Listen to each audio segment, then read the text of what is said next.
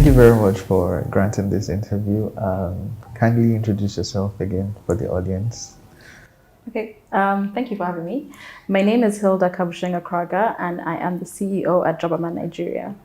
Okay, so my first question for you is concerning the coronavirus pandemic and the job market in Africa. As the CEO of Jobberman, can you please explain to us what has happened in the job market concerning Africa generally? I think we've seen pretty much two two different sets of industries that have reacted differently. So you'll find that industries that have traditionally relied on heavy offline methods, that rely on crowds for success, things like hospitality, for example, they've been almost obliterated. I think on our platform, hospitality was and tourism was the lowest performing, followed by events and sports. So there's a huge decline in those industries. On the other hand, we've seen a huge boost in tech-driven industries. So I think tech jobs on our platforms grew over 20% during the lockdown, for example. Online learning is on the boost. So you find that people who are digital natives, who are digital ready, have been able to adapt and thrive, whereas those whose industries, either because they're structured that way or because as companies that are not digitally friendly, they've really suffered. Oh, okay. So how is Jobberman, helping to cushion the impact of COVID-19, particularly the job loss in the industry? A number of things. I'd say on the job seeker side, the one thing we focus on is training. So soft skills training, a free soft skills curriculum for all young job seekers across the country. And this is because we know that right now, if you don't have a job, one of the best things you can do is increase your chances at employability, such that when opportunities open, you're ready. Yeah. So we focus on that. On the employer side, we've actually made a basic job listing free, because we understand that for some industries, you still need to hire, and some people still have resources, but because of the pandemic, there's generally a crunch when it comes to finances, and nobody wants to spend that much on recruiting, for example. Yeah. So we feel that by making our offering free, at least we're able to support especially smaller businesses during this time. Okay. So is there like a roadmap for people to find new job opportunities in these trying times, like career tips generally? There's no roadmap. I would say definitely network. I think now that there are fewer opportunities, they might be harder to find. But sign up on Jobberman, because Jobberman also has jobs, right? So network, understand your value proposition very clearly. What's your brand as an individual? What do you bring to any organization? Be able to communicate that value upfront and very directly to the people you're recruiting with. Because especially right now, nobody's necessarily looking to hire generalists, so people who can just hang around. Yeah. They're looking for doers, people who are going to come in and add value. Yeah. So you need to position yourself that way. Okay. So let's talk about LinkedIn. LinkedIn is very powerful, for career people that are seeking career opportunities. Yeah. So when you're looking at your resume or LinkedIn profile, what is that thing that you see that starts giving you eyebrows? What do you mean? Good eyebrows, bad eyebrows? Bad eyebrows. I think many people in LinkedIn try to exaggerate their academic successes because they think that that's important. And I don't know that it helps necessarily, because at the end of the day, you still have to execute, right?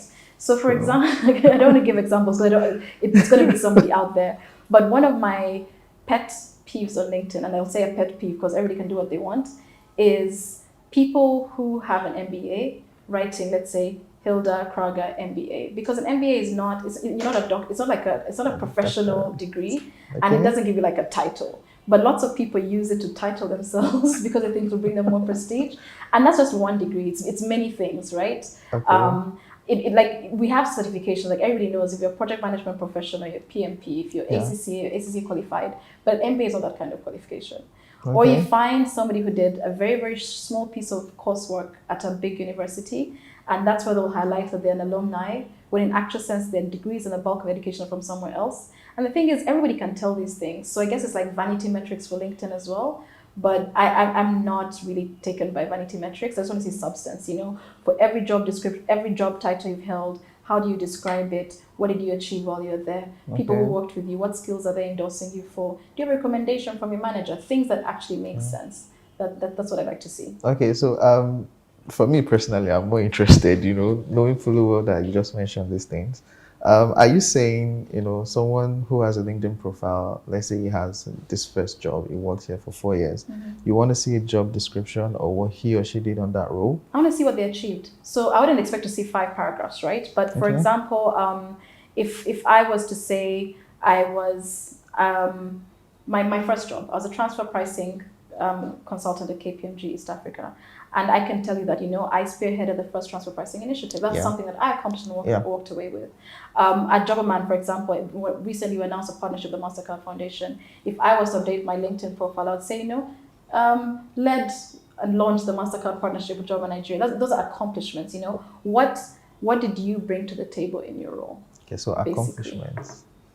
I'd want to see that. It doesn't have to be big. It could be you played a support role, but what value did you add to your role? Okay. That's very important. Okay. My next question, there are actually two, but I'll come back to the second one later. So if you're interviewing someone for a job and you could only ask them one question and decide based on that answer whether to hire them or not, what would that question be? Give me a brief background of yourself. Only? Yeah. So what are you looking for in that answer? If you do it well, you're going to give me an overview of your personal life and your professional career. And based off that, I can assess if this conversation is going to go somewhere. Okay, so there are a lot of, coaches online. When that first question, tell us about yourself. Yeah, same thing. How, in your opinion... Ask me that question. Ask me that question. Tell us about yourself. So my name is Hilda. I'm 32 years old. I was born and raised in Uganda, and I lived there till I was 18. I then moved to South Africa to do my law degree, which I completed. After my law degree, I moved back to Uganda. I worked for the central bank for a bit before transitioning to KPMG. And while at KPMG, I kept asking myself, how do I get to a global platform? Because Uganda is a small country, you're working on small businesses. And out of that, I decided to do an MBA. So I did a global MBA at ESA Business School. And while on campus, I recruited at McKinsey & Company. They were hiring. And at the time, I decided to join the Lagos office because I'd lived and raised in East Africa. I've gone to school and lived in Southern Africa. And I figured if I had some West African experience, I'd be a truly Pan-African professional. So I moved to Lagos in 2015 and worked with McKinsey until end of 2018. And then halfway during 2019, after I had my baby and come back from maternity leave, I transitioned to Jobberman as CEO. Wow. That's less than 60 seconds. Wow. Okay. But you know my background, you know my education, you know my career trajectory. So tell us about yourself. 3 things: background, career, education, and trajectory. Education, yeah. So background, education, career trajectory. Okay. The mistake people often make is when they say, tell me about yourself, they begin to regurgitate their CV. Yes. Yeah. But I already have your CV. So you're basically looking for what's not in the CV. The highlights. You can tell me the highlights, things which might be interesting not on your CV. And just like, you're almost like tracing the arc of your life as opposed to walking along the detail of your life. Excellent. Yeah. Okay. Just a side question. There's this notion, or it's what is actually in the market. Most companies don't want to recruit people like above 30 or 40. Yeah. Why is that? Because we have people who feel like, okay, they are in this age range, but then the opportunity is reduced because of their age. And it's not like these guys don't have the skills or they don't have the experience. They can, but why is that? So I think it's most companies want to recruit people above, let's say, 30 or 35 for certain roles, right?